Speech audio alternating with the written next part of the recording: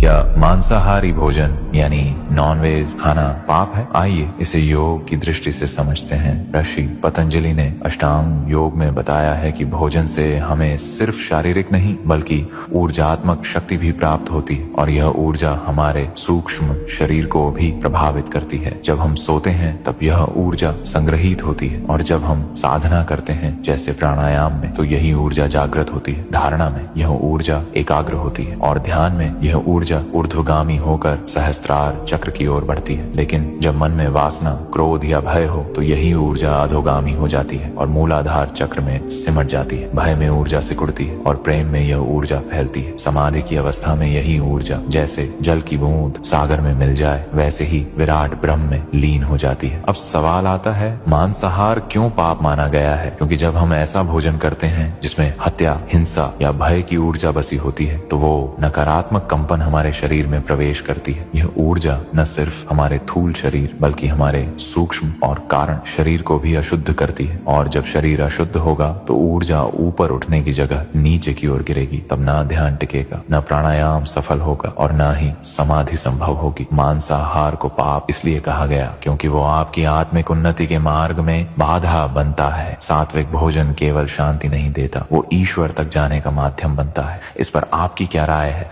हमें कमेंट में बताएं, इसे शेयर